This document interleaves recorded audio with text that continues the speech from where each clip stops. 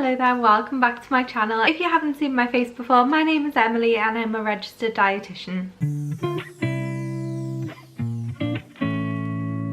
So today I thought I would film a video about something I've been thinking a lot about recently. I actually haven't prepared any notes for this video. I wanted it to be quite honest and quite kind of off the cuff. So yeah, today's video, as you will see by the title, is going to be 5 things I wish I could tell my band 5 self. For anyone who doesn't know, if you're not from that kind of healthcare dietetics background, a band 5 is kind of an entry-level dietitian after you get your degree in dietetics and you get your registration with the Healthcare Professionals Council. You can work as band 5 dietitians. If you're interested more in my career, I have done videos on kind of my time as a band 5, a bit of community, some renal, so I talk about that on my channel as well. But today's going to be me kind of talking to myself during that band 5 period, and yeah, what would I say if I wish I could say anything? So the first thing I would say to my band 5 self is it'll go really quickly. So when I was a band 5, I thought, oh no, I'm going to be a band 5 forever, which isn't a bad thing. There's probably people that absolutely adore being a band 5, but I just felt so stuck. I didn't know particularly what area I wanted to go into. I had a strong hunch that it might be paediatrics because I really enjoyed my placement with children, but I really didn't know, and I wasn't passionate about it, and I was worried that that extended to a lack of passion within dietetics because obviously doing that band 5 position was all I knew. I now think that that lack of passion was purely due to being in an acute setting, which isn't my favourite, and working with adults, which again isn't my favourite. So I think for me things greatly improved when I moved into my new job and I was kind of a band 5 to 6 progression, whereas when I was a band 5 in my old job, it wasn't so much about the banding, it was about the fact I didn't think there was a lot of progression. So every day felt like a slog, and I remember waking up for work every day and kind of resenting that I had to go there, knowing that I wasn't getting the joy that I should out of the job. In hindsight, looking back, those were days where I really could have made the most out of every single day and squeezed all the learning I possibly could from those days. So yeah, I would just, it'll go really fast, like make the most of it, slow down. I love my colleagues, so you know, make more memories with them, even if that's the only thing you get out of that day. Make memories with your colleagues and just really try and soak up all the experience you can get. The second thing I would go back and tell my band 5 self is it's fine to not know what you want to do. Like, it's something I used to stress about so much. I was already in dietetics, my heart wasn't in it, like I said, and everyone's fighting over wards like surgical because it's so interesting, and I certainly felt like that as well. I did think it was really interesting, but I was kind of just like, oh, maybe surgical, yeah, that's fun, I guess. Again, my heart wasn't solely in it. Oh yeah, that'd be fun, I guess.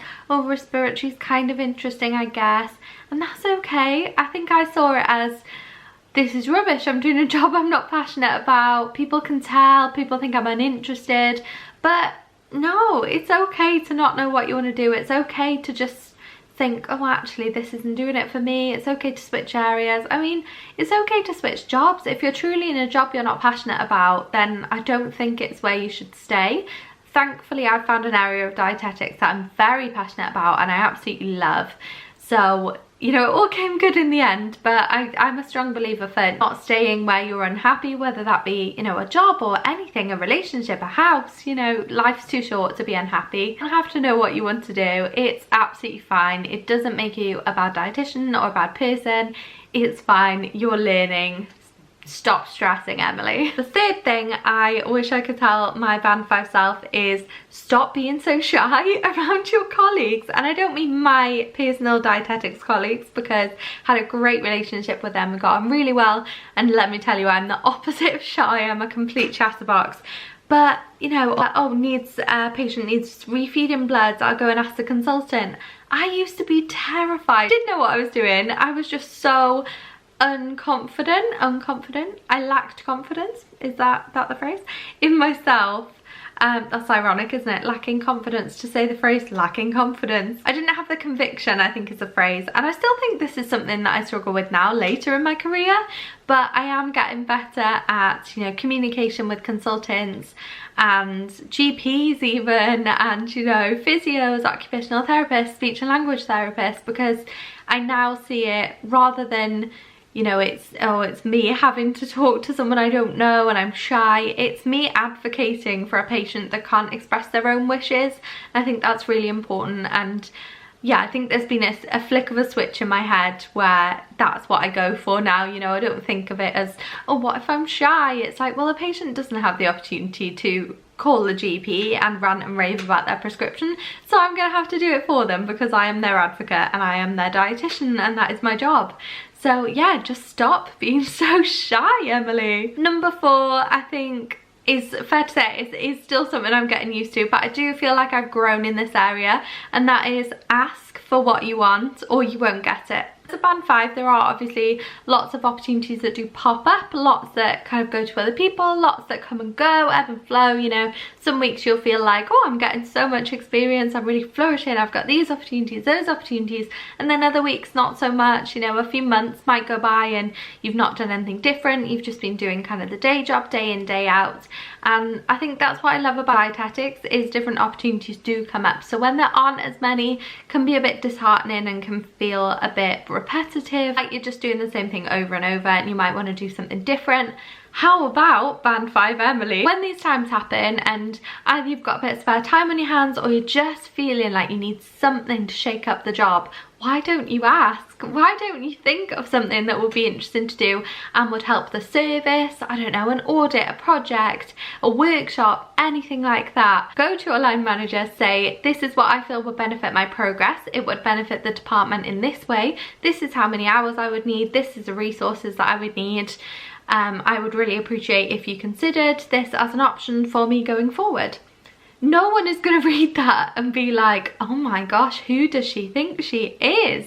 People are going to read that and think, do you know what, that took initiative, she's thought about it, she's managing her time and the time of the department, she's thought about the needs of the community or the needs of the ward, and she's going for it. So I think people will respect that, and I think I'm definitely asking for what I want a bit more in this job now. You know, even down to sending meeting invites. Now I'm very much, oh, I'll check someone's calendar. Hi, I've just sent you this meeting invite. Please let me know if you can attend. I'd love to get our heads together. Whereas previously it would be a case of either being too shy to even arrange a meeting, let's be honest, or, you know, oh, I don't mind, when are you free? And then it's just back and forth. Just ask for what you want. Even as a band 6, my love, you need to go and get. You need to be more of a go-getter. Number 5, I feel like all student dietitians or dietitians need to come to terms with at some point, and that is, Emily, no one cares what you eat. Literally no one cares. Just because you're a dietitian doesn't mean you have to conform to any way of eating. You can eat whatever you want, and if it's weird because the point is no one cares what you eat, but the point should really be you shouldn't care if anyone cares what you eat, because if anyone's worrying about what dietitians are eating, they're clearly not working hard enough at their own job. We're dietitians, and I always felt kind of like my knowledge was undermined by the fact I wasn't always eating healthily and I wasn't always, you know, in peak physical shape. Not in terms of weight, but in terms of kind of aerobic ability and strength and things like that. Now I've very much come to terms with the fact that no one cares. I don't feel like my advice is undermined anymore at all, actually. I actually feel really confident in my advice giving, whether that's being, you know, managing tube feeds, or we don't do weight management in my current service, but in the previous service I was at, we did do weight management, and I was happy giving that advice, knowing that I have balance in my life and I enjoy myself around food, and I eat McDonald's and I eat pizza, and that was something, as a kind of more newly qualified band 5, that was something I was really self-conscious about, and I think a lot of people are.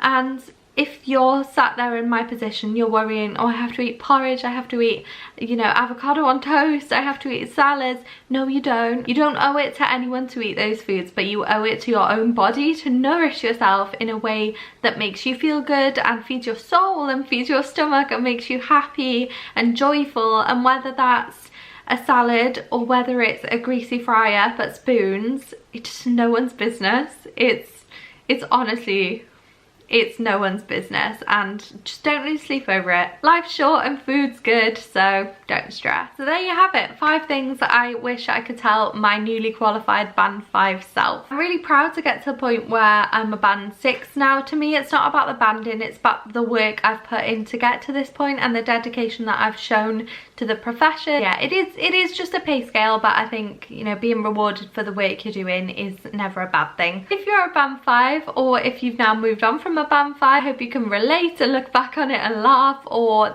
I hope these points kind of reassure you in a way. But I think it was just a fun video for me to film and kind of think back to what I would tell my younger self. If you could tell your younger self anything, comment it in the comments down below, because I'd love to know. Yeah, I really appreciate you watching, and thank you very much, and I will see you in my next video. Bye!